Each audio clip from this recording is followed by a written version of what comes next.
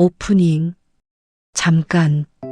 지금 이 영상을 클릭한 이유가 뭔지 생각해 보셨나요? 아마 이런 생각이었을 겁니다. 나는 자존감이 낮은 것 같아. 내가 왜 이렇게 나 자신을 못 믿지? 자존감만 높아지면 나도 달라질 수 있을 텐데. 맞죠? 근데 오늘 제가 드리려는 말씀은 그 전제 자체가 틀렸다는 겁니다. 당신의 자존감은 낮은 게 아닙니다. 이 말이 어떻게 들리셨나요? 위로처럼 들렸나요? 아니면 무슨 소리야? 내가 제일 잘 알지라는 생각이 올라왔나요? 어느 쪽이든 괜찮습니다. 오늘 끝까지 들으시면 이 말이 왜 위로가 아니라 사실인지 이해하게 되실 겁니다. 저는 지난 몇 년간 수많은 분들의 이야기를 들어왔습니다. 그리고 한 가지 패턴을 발견했습니다. 자존감이 낮다고 말하는 분들 중에서 실제로 자존감이 낮은 분은 거의 없었습니다. 대신 그분들에게는 하나의 공통점이 있었습니다. 자기 자신을 비판하는 생각이 보통 사람보다 훨씬 많이 일어나고 있었습니다. 생각의 개수가 달랐습니다. 생각의 내용이 달랐습니다. 그리고 그 생각에 휘둘리는 시간이 달랐습니다. 자존감의 문제가 아니라 생각의 패턴의 문제였습니다. 오늘 이 영상을 끝까지 보시면 세 가지를 가져가게 되실 겁니다. 첫째, 자기 비판 생각이 왜 이렇게 많이 일어나는지 그 뇌과학적 이유. 둘째, 자존감을 높이려 노력할수록 오히려 더 나빠지는 이유. 이 반전을 이해하면 지금 당장 시도를 멈출 수 있습니다. 셋째, 그렇다면 실제로 무엇을 바꿔야 하는지 오늘부터 쓸 수 있는 단 하나의 방법. 자, 시작합니다. PART1. 자존감이 낮다는 말의 함정. 우리가 자존감이라고 부르는 것의 정체. 자존감, self-esteem. 이 단어를 처음 학문적으로 정의한 사람은 19세기 심리학자 윌리엄 제임스입니다. 그는 자존감을 이렇게 공식화했습니다. 자존감 성공 포부, 즉, 내가 바라는 것에 비해 내가 실제로 이루는 것이 얼마나 되느냐. 그 비율이 자존감이라는 겁니다. 이 공식을 보면 자존감을 높이는 방법은 두 가지입니다. 성공을 늘리거나 포부를 줄이거나. 근데 우리 사회는 어떤가요? 포부를 줄이라고 하는 사회가 아닙니다. 더 높은 목표, 더 큰 꿈, 더 나은 나. 그걸 계속 요구하는 사회입니다. 그러면 자연히 성공 쪽을 높여야 합니다. 그래서 우리는 자존감을 높이기 위해 더 열심히 하려고 합니다. 더 잘하려고 합니다. 더 인정받으려고 합니다. 이게 틀린 방향이라고 오늘 말씀드리려는 게 아닙니다. 제가 말씀드리려는 건 그 모든 노력의 전제에 문제가 있다는 겁니다. 자존감이 무너지는 진짜 구조 비교 기준의 함정. 여기서 한 가지 중요한 질문을 먼저 드리겠습니다. 자존감이 낮아진다고 느낄 때 그 낮아짐의 기준이 무엇인지 생각해 보신 적 있으신가요? 대부분 이렇습니다. 무언가와 비교했을 때입니다. 자기 자신만 보고 있을 때 자존감이 무너지는 경우는 생각보다 많지 않습니다. 주로 어딘가에 기준이 생기고 그 기준에 내가 미치지 못한다고 느낄 때 자존감이 흔들립니다. 비교 기준이 없으면 자기 비판 생각도 작동하지 않습니다. 예를 들어보겠습니다. 구체적인 상황들입니다. 학교에서 공부를 열심히 하는 학생이 있습니다. 혼자 공부할 때는 괜찮습니다. 그런데 성적표가 나오는 날 반에서 상위권 학생들의 성적이 보입니다. 그 순간 자기 비판 생각이 옵니다. 나는 왜 이것밖에 안 되지?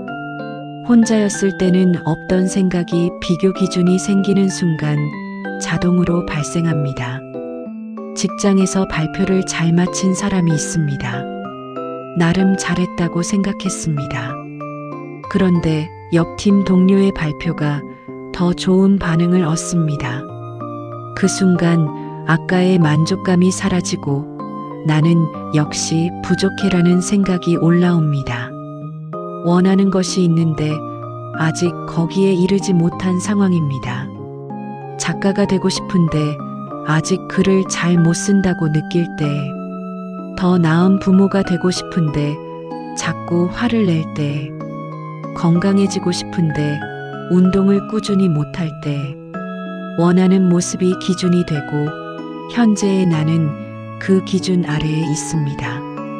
이상적인 나 vs 현재의 나. 이 간격이 클수록 자기 비판 생각이 더 자주, 더 강하게 올라옵니다. 이걸 심리학에서는 자기 불일치 이론 셀프 마이너스 디스크레펀시 시리이라고 합니다. 심리학자 토리 히긴스가 정립한 개념입니다. 내가 현재 있는 곳 실제적 자아과 내가 있어야 한다고 생각하는 곳 이상적 자아 또는 의무적 자아 사이의 간격. 이 간격이 자기 비판 생각을 만들어낸다는 겁니다. 그리고 이 간격은 대부분 비교를 통해 인식됩니다. 주변 사람과의 비교, 사회가 제시하는 기준과의 비교, SNS 속 타인의 삶과의 비교, 과거의 나 또는 미래의 내가 되어야 할 모습과의 비교. 중요한 것은 이겁니다. 그 비교 기준 자체가 객관적인 진실이 아닙니다. 공부를 잘하는 학생들만 모인 반에 배치되면 보통 수준의 학생도 자존감이 급격히 낮아집니다. 반면 그 학생을 평범한 학생들로 구성된 반에 배치하면 자존감이 회복됩니다. 그 학생의 실력은 달라진 게 없습니다. 달라진 건 비교 기준뿐입니다. 이걸 심리학에서는 큰 물고기, 작은 연못 효과 비그 마이너스 PC 마이너스 리털 마이너스 판드 이펙트라고 부릅니다. 같은 능력이라도 어떤 집단 안에 있느냐에 따라 자기 자신에 대한 평가가 완전히 달라진다는 겁니다. 즉, 자존감이 낮다고 느끼는 것은 나의 절대적인 부족함의 문제가 아닙니다. 어떤 기준을 들이대고 있느냐의 문제입니다. 어떤 집단 속에 자신을 놓고 보고 있느냐의 문제입니다. 그리고 그 비교 기준을 들이대는 주체가 바로 생각입니다. 내가 특정 기준을 선택하고 그 기준과 나를 비교하는 생각을 하고 그 결과로 나는 부족하다는 결론을 내리는 것. 이 전체 과정이 생각 안에서 일어납니다. 자존감의 문제가 아닙니다. 어떤 기준을 얼마나 자주, 얼마나 가혹하게 들이대느냐, 그 생각 패턴의 문제입니다. 자존감이 낮다고 느끼는 순간 정확히 무슨 일이 일어나는가? 제가 질문을 하나 드리겠습니다. 여러분이 나는 자존감이 낮다고 느끼는 순간이 언제인지 떠올려 보세요. 친구가 SNS에 올린 여행 사진을 보고 나서, 회의에서 내 의견이 무시당한 것 같을 때, 거울을 보다가 누군가와 비교하게 될 때, 아니면 그냥 아무 이유 없이 아침에 눈 뜨면 그 순간에 정확히 무슨 일이 일어나는지 천천히 살펴보면 하나의 패턴이 보입니다. 감정이 먼저 오는 게 아닙니다. 생각이 먼저 옵니다. 친구 사진을 보는 순간 생각이 옵니다. 나는 왜 저렇게 못하지? 저 사람은 저렇게 사는데 나는. 그 생각이 오고 나서 그 다음에 감정이 옵니다. 허탈함, 위축감, 열등감. 회의에서 내 의견이 무시당한 것 같을 때 생각이 먼저 옵니다. 역시 나는 부족해. 내가 말할 때만 이렇게 되는 것 같아. 그리고 그 생각이 오고 나서 감정이 따라옵니다. 이 순서가 중요합니다. 자존감이 낮은 게 아닙니다. 자존감이 낮다고 말하는 생각이 먼저 오는 겁니다. 생각과 감정은 다릅니다. 많은 분들이 생각과 감정을 구분하지 않습니다. 뒤섞어서 씁니다. 저 자존감 낮아요. 이게 감정인가요? 생각인가요? 사실 이건 생각입니다. 내가 나 자신에 대해 내린 평가, 판단, 결론, 그게 생각입니다. 감정은 다릅니다. 감정은 몸에서 옵니다. 가슴이 답답하고 어깨가 무겁고 눈물이 날 것 같고 아무것도 하기 싫고 그게 감정입니다. 생각이 먼저 오고 감정이 따라옵니다. 그리고 그 생각 중에서 특히 반복적으로 끈질기게 집요하게 올라오는 생각이 있습니다. 나는 부족해. 나는 안 돼. 나는 왜 이럴까? 나 같은 사람이 뭘 할 수 있겠어? 이런 종류의 생각들. 이걸 심리학에서는 자기 비판적 사고 셀프 마이너스 크리티컬 싱킹라고 부릅니다. 그리고 이 자기 비판적 사고의 양과 빈도가 사람마다 다릅니다. 자존감이 낮다고 느끼는 분들은 이 자기 비판 생각이 하루에도 수십 번, 수백 번 올라옵니다. 잠들기 전에도 옵니다. 아무 이유 없이도 옵니다. 이게 자존감의 문제가 아닙니다. 이게 생각 패턴의 문제입니다. PARTE. 자기 비판 생각은 왜 이렇게 많이 올라오는가? 뇌는 원래 자기 비판을 좋아한다. 먼저 안심이 되실 만한 이야기부터 하겠습니다. 자기 비판 생각이 많다는 게 여러분이 나약해서가 아닙니다. 의지가 부족해서가 아닙니다. 성격이 나빠서가 아닙니다. 이건 뇌의 구조적인 특성입니다. 인간의 뇌는 생존을 위해 설계되었습니다. 생존하려면 위협을 감지해야 합니다. 위협을 감지하려면 부정적인 것에 더 민감하게 반응해야 합니다. 이걸 신경과학에서는 부정편향 네거티버티 바이어스이라고 부릅니다. 뇌는 긍정적인 정보보다 부정적인 정보에 35배 더 강하게 반응합니다. 칭찬 10번보다 비판 1번이 더 오래 기억되는 게 의지 부족이 아니라 뇌의 설계입니다. 그리고 이 부정 편향이 자신에게도 적용됩니다. 잘한 것 10가지보다 못한 것 하나가 더 또렷하게 보입니다. 오늘 괜찮았던 것들은 금방 잊히고 실수 하나가 밤새 머릿속을 맴돕니다. 이게 여러분만의 문제가 아닙니다. 뇌가 원래 그렇게 작동합니다. 디폴트 모드 네트워크. 뇌가 쉴 때 하는 일. 두 번째 이유가 있습니다. 뇌과학에서 발견한 흥미로운 사실이 하나 있습니다. 아무것도 안 할 때, 즉 뇌가 쉰다고 생각할 때 사실 뇌는 쉬지 않습니다. 오히려 특정 영역이 활성화됩니다. 이걸 디폴트 모드 네트워크, 디폴트 모드 네서크라고 합니다. 이 영역이 하는 일이 뭔지 아십니까? 자기 자신에 대한 생각, 과거 회상, 미래 시뮬레이션, 그리고 자기 평가. 즉, 뇌가 쉬는 것처럼 보이는 순간에 뇌는 자동으로 나 자신을 평가하고 있습니다. 지하철에 멍하니 앉아 있을 때, 샤워하면서 멍하니 있을 때, 잠들기 전에 천장 바라볼 때, 그 순간 뇌가 하는 일이 자동으로 자기평가입니다. 그리고 부정 편향 때문에 그 자기평가는 주로 비판적인 방향으로 흘러갑니다. 아무것도 안 했는데 자기 비판 생각이 올라오는 이유가 여기 있습니다. 여러분이 뭔가를 잘못한 게 아닙니다.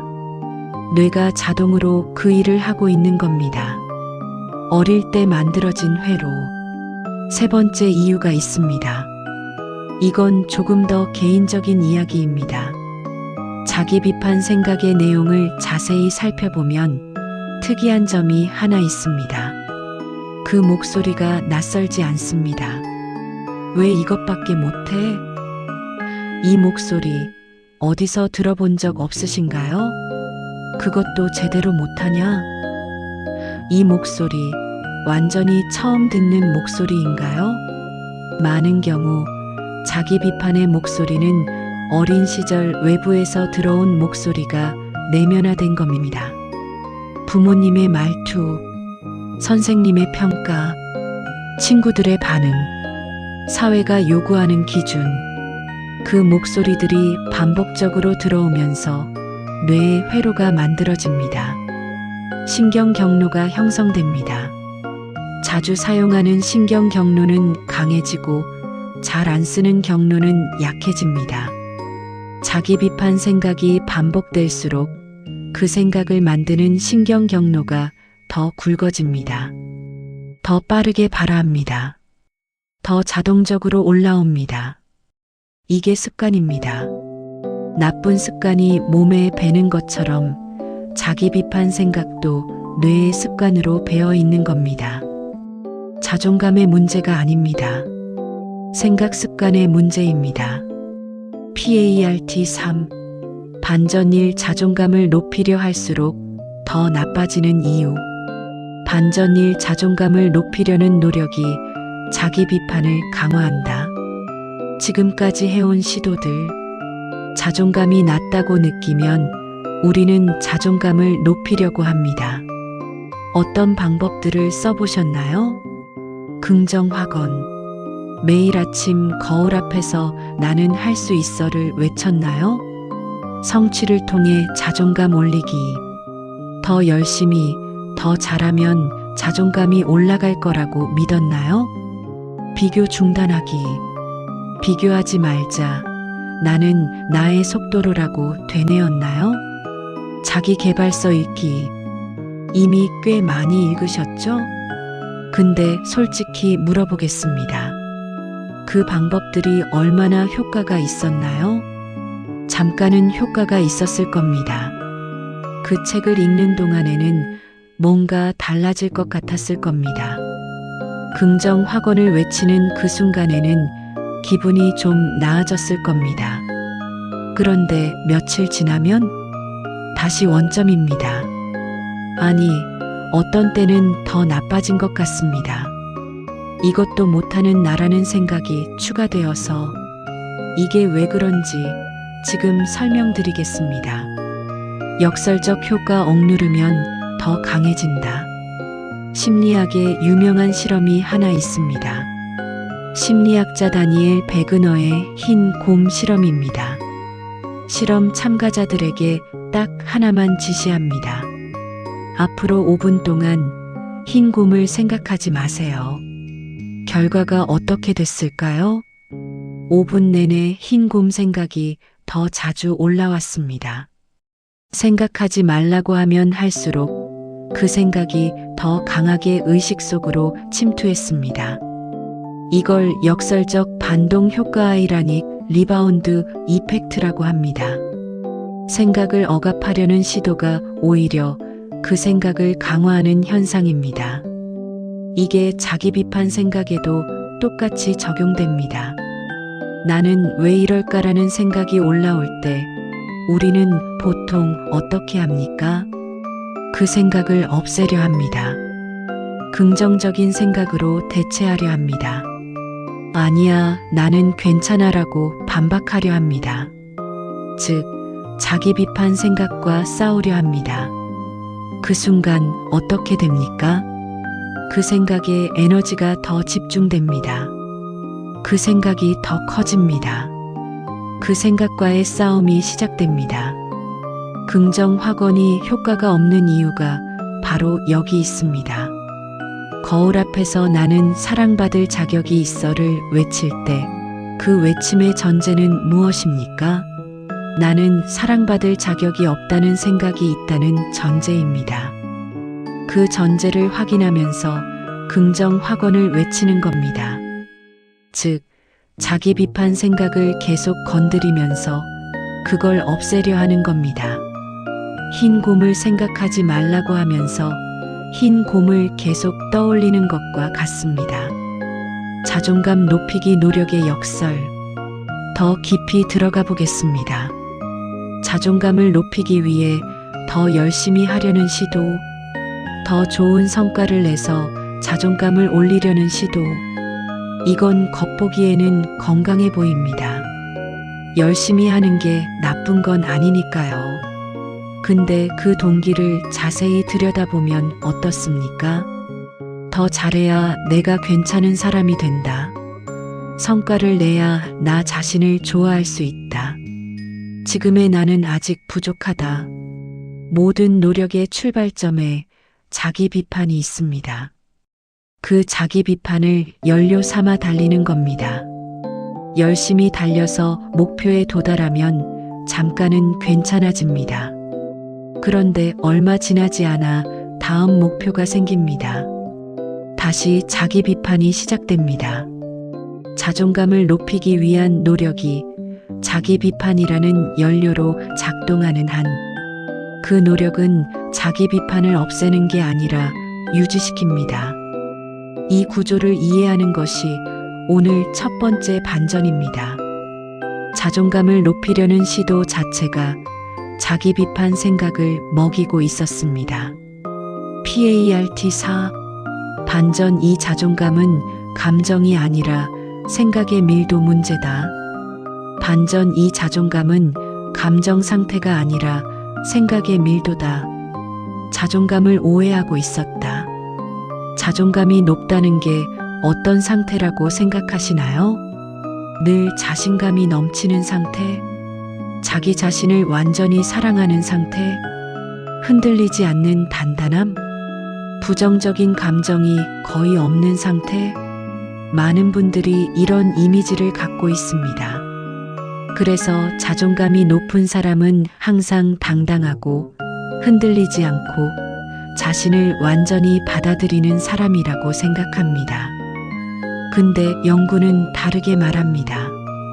건강한 자존감을 가진 사람들도 자기 비판 생각은 일어납니다. 차이는 그 생각에 얼마나 끌려다니느냐입니다. 즉, 자기 비판 생각 자체가 없는 상태가 자존감이 높은 게 아닙니다. 자기 비판 생각이 올라오더라도 그 생각에 오래 머물지 않는 것, 그 생각을 자신과 동일시하지 않는 것, 그 생각에 지배받지 않는 것, 이게 차이입니다. 그래서 제가 말씀드리는 겁니다. 자존감이 낮은 게 아닙니다. 자기 비판 생각이 일어날 때 그 생각이 너무 오래, 너무 자주, 너무 깊이 당신을 붙잡고 있는 겁니다. 비교 기준이 생각의 밀도를 결정한다. 여기서 앞에서 말씀드린 비교 기준 이야기와 연결됩니다. 자기 비판 생각의 밀도가 높아지는데 가장 큰 역할을 하는 것이 바로 비교 기준입니다. 자기 비판 생각이 하나 올라옵니다. 나는 부족해. 여기서 끝날 수도 있습니다. 그냥 지나갈 수도 있습니다. 그런데 그 생각이 비교 기준을 소환하기 시작하면 어떻게 됩니까? 저 사람은 저렇게 잘하는데, 저 시절에 나는 더 잘했는데, 원래 이 정도는 돼야 하는데, 남들은 다 하는 것 같은데, 하나의 자기 비판 생각이 여러 개의 비교 기준들을 끌어당기고 각각의 비교 기준이 새로운 자기 비판 생각을 만들어냅니다. 비교 기준이 많을수록 자기 비판 생각의 밀도는 기하급수적으로 높아집니다. 더 심각한 문제가 있습니다. 우리가 비교에 사용하는 기준들은 대부분 공정하지 않습니다. SNS에서 보이는 사람들의 최고의 순간과 나의 평범한 일상을 비교합니다. 분야에서 가장 뛰어난 사람들과 이제 시작한 나를 비교합니다. 10년을 쌓은 사람의 결과물과 1년을 쌓은 나의 결과물을 비교합니다. 타인의 외면과 나의 내면을 비교합니다. 이 비교들은 처음부터 불공정하게 설계되어 있습니다. 그 비교에서 이길 수 있는 사람은 없습니다. 그리고 그 불공정한 비교를 생각이 자동으로 반복적으로 수행합니다. 결국 자기 비판 생각의 밀도는 더욱 높아집니다. 그게 자존감이 낮다고 느끼는 상태의 실체입니다. 자존감 자체가 낮은 게 아닙니다. 불공정한 비교 기준을 반복적으로 들이대는 생각 패턴이 있는 겁니다. 생각의 밀도라는 개념. 여기서 제가 생각의 밀도라는 표현을 쓰고 싶습니다. 같은 자기 비판 생각이 올라오더라도 그 생각이 얼마나 촘촘하게, 얼마나 넓게, 얼마나 오래 당신 안에 자리를 차지하느냐, 이 밀도가 다릅니다. 자존감이 높다고 표현되는 사람은 자기 비판 생각의 밀도가 낮습니다. 그 생각이 잠깐 왔다가 지나갑니다. 그 생각이 전부인 것처럼 느껴지지 않습니다. 자존감이 낮다고 표현되는 사람은 자기 비판 생각의 밀도가 높습니다. 그 생각이 오면 오래 머뭅니다. 그 생각이 증거를 모읍니다. 맞아. 이래서 나는 안 돼. 저래서도 나는 안 돼.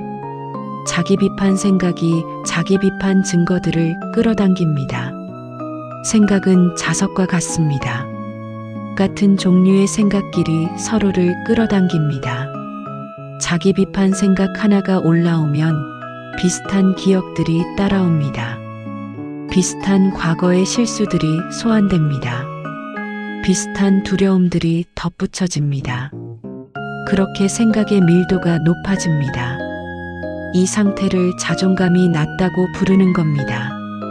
사실은 자기 비판 생각의 밀도가 높은 상태입니다. 왜 이 구분이 중요한가?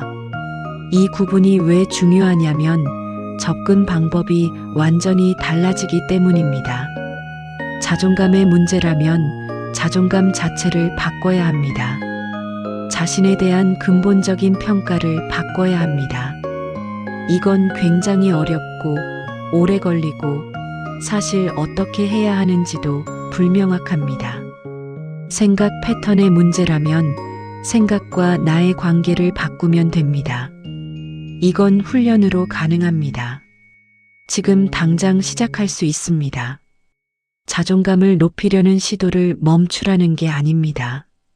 자존감이 낮다는 전제 위에서 자존감을 높이려고 애쓰는 그 방향을 잠깐 멈추자는 겁니다.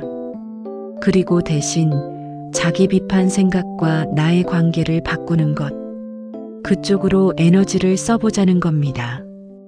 PARTO 반전 3 자존감 높이기가 목표가 되는 순간 생기는 일. 반전 3 자존감을 높이는 것이 목표인 사람은 영원히 자존감이 낮은 사람으로 남는다. 목표의 함정. 이 반전이 3가지 반전 중에 가장 핵심입니다. 잘 들어주세요. 자존감을 높이는 것 자체를 목표로 설정하면 어떤 일이 생기는가?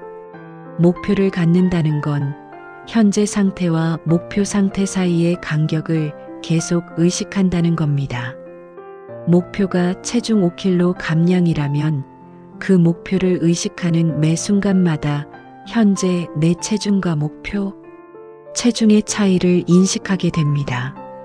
목표가 자존감 높이기라면 자존감을 높이겠다고 생각하는 매 순간 지금 내 자존감이 낮다는 사실을 확인하게 됩니다. 이게 목표의 함정입니다. 자존감이 낮다는 생각 즉 자기 비판 생각의 일종의 목표 자체가 매 순간 강화합니다.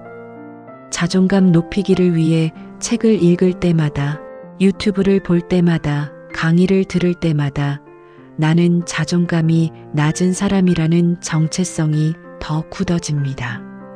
정체성의 문제. 더 깊은 층이 있습니다. 자존감이 낮다는 게 오랫동안 지속되면 그게 정체성이 됩니다. 나는 자존감이 낮은 사람이야. 이 말이 나를 설명하는 문장이 되어버립니다. 나라는 사람의 고정된 특성처럼 느껴집니다. 심리학에서 자기 개념 셀프 마이너스 컨셉트이라고 부르는 것이 있습니다. 내가 나 자신에 대해 갖고 있는 이야기들의 집합입니다. 이 자기 개념 안에 나는 자존감이 낮은 사람이 들어가면 뇌는 이걸 유지하려 합니다. 뇌는 자기 개념과 일치하는 증거를 모읍니다. 자기 개념을 반박하는 증거는 걸러냅니다. 이걸 확증 편향 컨퍼메이션 바이어스이라고 합니다. 나는 자존감이 낮아라는 자기 개념을 갖고 있으면 그것을 증명하는 사건들은 또렷하게 기억되고 그것을 반박하는 사건들은 예외로 처리됩니다. 잘 해냈을 때 이번에는 우연히 잘 된 거야. 칭찬을 받았을 때 저 사람이 그냥 예의상 하는 말이겠지. 무언가를 해낼 때 다음번엔 또 실패하겠지. 자존감이 낮은 사람의 뇌가 정보를 처리하는 방식입니다. 자기 개념을 유지하기 위해 뇌가 자동으로 하는 일들입니다. 그래서 자존감 높이기가 목표인 한 자존감이 낮은 정체성은 계속 유지됩니다. 그렇다면 무엇을 바꿔야 하는가? 여기서 방향을 완전히 바꾸겠습니다. 자존감을 높이는 것이 목표가 아닙니다. 자기 비판 생각과 나의 관계를 바꾸는 것. 이게 목표입니다. 자기 비판 생각이 올라올 때 그 생각과 싸우는 것도 아닙니다. 그 생각을 없애는 것도 아닙니다. 그 생각이 나 자신이라고 믿는 것을 멈추는 것. 생각은 내가 아닙니다. 생각이 올라오는 것은 막을 수 없습니다. 그러나 그 생각을 내 전부라고 믿는 것은 멈출 수 있습니다. 이게 오늘 제가 드리고 싶은 핵심 메시지입니다. PART 6. 그렇다면 실제로 무엇을 하면 되는가? 생각 분리 3단계 2600만 3200. 인지적 탈융합 생각에서 한 발짝 물러서기. 심리학, 특히 수용 전념 치료 ACT에서 인지적 탈융합 카그니티브 DEFUSION이라는 개념이 있습니다. 어려운 용어인데 쉽게 설명하면 이겁니다. 생각과 나 사이에 공간을 만드는 것. 생각이 올라올 때 그 생각 안에 완전히 빠져드는 게 아니라 그 생각을 바깥에서 관찰하는 것. 생각과 나를 합치지 않는 것. 생각은 생각이고 나는 나라는 것. 이걸 3단계로 나눠서 설명드리겠습니다. 오늘 바로 써보실 수 있습니다. 1단계 알아채기. 자기 비판 생각이 올라올 때 첫 번째 할 일은 그 생각을 알아채는 겁니다. 이게 너무 단순하게 들릴 수 있습니다. 근데 많은 분들이 2단계를 건너뜁니다. 생각이 올라오면 그 생각 안으로 바로 들어갑니다. 그 생각을 따라 과거로 가고 미래로 가고 다른 기억들을 소환하고 생각이 어느새 거대한 이야기가 됩니다. 알아채기는 그 과정에 잠깐 멈추는 겁니다. 실전 자기 비판 생각이 올라올 때 속으로 이렇게 말해보세요. 아, 지금 나는 나 자신을 비판하는 생각을 하고 있구나. 이 한 문장이 엄청난 역할을 합니다. 나는 부족해와 지금 나는 내가 부족하다는 생각을 하고 있구나는 같아 보이지만 전혀 다릅니다. 첫 번째는 그 생각이 나입니다. 나 자신이 부족한 겁니다. 두 번째는 내가 생각을 관찰하고 있습니다. 생각이 올라오는 걸 보고 있습니다. 이 차이가 생각과 나 사이의 공간입니다. 2단계 이름 붙이기. 알아챘으면 다음은 이름을 붙이는 겁니다. 뇌과학 연구에서 흥미로운 게 있습니다. 감정이나 생각에 이름을 붙이는 행위, 이걸 라벨링 레이벌링이라고 하는데, 이게 뇌의 편도체 활성화를 낮춥니다. 편도체는 위협 반응을 담당하는 부위입니다. 공포, 불안, 강렬한 감정 반응이 여기서 시작됩니다. 이름을 붙이는 것만으로도 뇌는 조금 진정됩니다. 실전 자기 비판 생각이 올라올 때 그 생각에 이름을 붙여보세요. 아, 비교 생각이 왔네. 또 실패 예측 생각이구나. 자기 비판 생각이 오고 있어. 비교 기준이 붙어 있다면 더 구체적으로 저 사람과 비교하는 생각이 왔구나.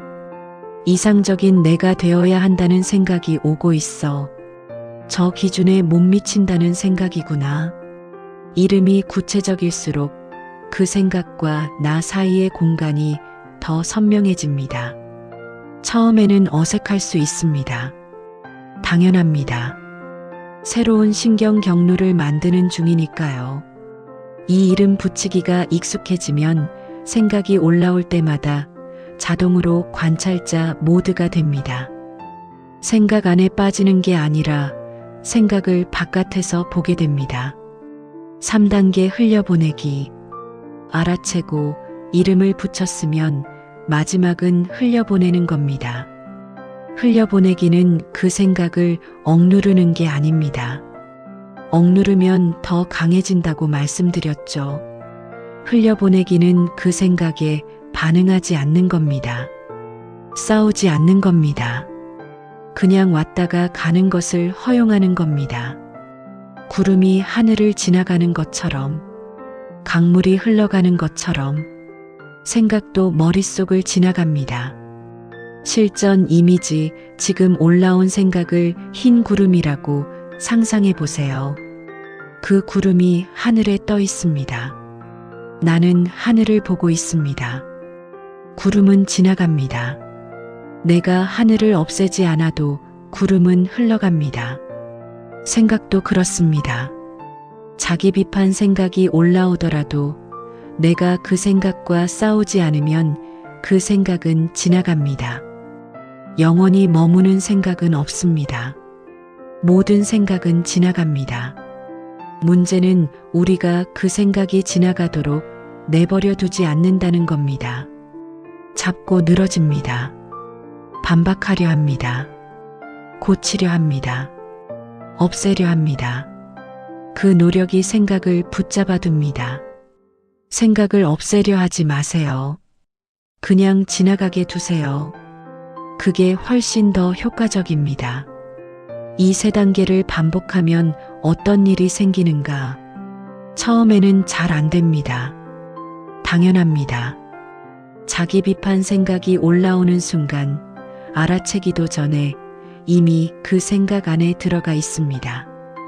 5분, 10분이 지나서야 내가 지금 자기 비판 생각을 하고 있었구나라는 걸 깨닫습니다. 그래도 됩니다.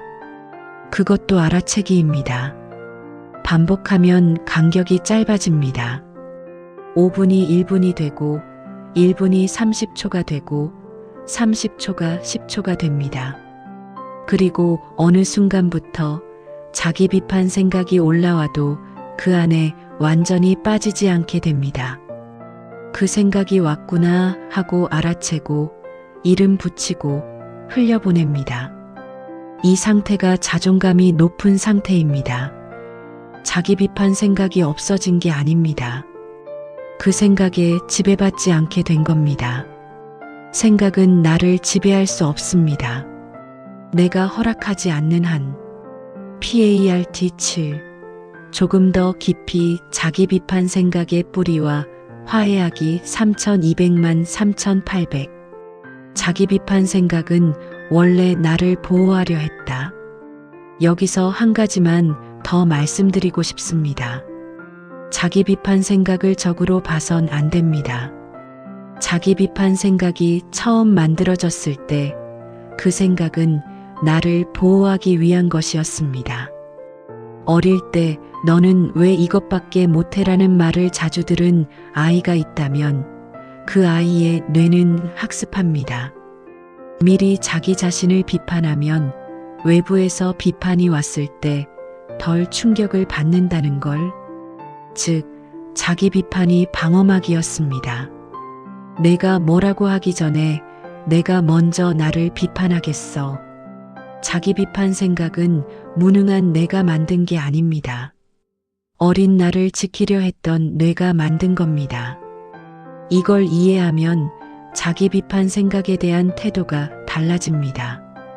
없애야 할 적이 아니라 이제는 더 이상 필요하지 않은 오래된 방어막. 그 생각이 올라올 때 싸우는 대신 이렇게 말할 수 있습니다. 고마워. 근데 이제 내가 없어도 나는 괜찮아. 이 태도가 생각과의 싸움을 멈추는 방법입니다. 자기 비판 생각이 강할 때 이렇게 해보세요. 실전에서 자기 비판 생각이 매우 강하게 올라올 때가 있습니다. 알아채고 이름 붙이고 흘려보내려 해도 잘 안 될 때가 있습니다. 그럴 때 쓸 수 있는 방법을 하나 더 드리겠습니다. 그 자기 비판 생각에 캐릭터를 부여하는 방법입니다. 실전 자기 비판의 목소리를 상상 속에서 캐릭터로 만들어 보세요. 어떻게 생겼나요? 어떤 목소리인가요? 어떤 옷을 입고 있나요? 그 캐릭터에게 이름을 붙여보세요. 어떤 분들은 잔소리꾼이라고 부릅니다. 어떤 분들은 겁쟁이라고 부릅니다. 어떤 분들은 아주 구체적인 캐릭터를 만들기도 합니다. 이렇게 하면 두 가지 효과가 있습니다. 첫째, 자기 비판 생각이 나 자신과 분리됩니다. 내가 나쁜 사람이야가 아니라 잔소리꾼이 오늘 또 왔구나가 됩니다. 둘째, 그 생각에 대해 유머가 생깁니다. 그리고 유머는 생각의 무게를 줄입니다. 자기 비판 생각은 매우 진지합니다. 그 진지함을 조금이라도 가볍게 할 수 있다면 그게 이미 변화의 시작입니다. 얼마나 걸리는가? 솔직하게 말씀드리겠습니다. 하루 이틀에 바뀌지 않습니다. 수십 년 동안 만들어진 신경 경로는 수십 번의 반복으로 바뀌지 않습니다. 하지만 이건 분명히 말씀드릴 수 있습니다. 변화는 일어납니다.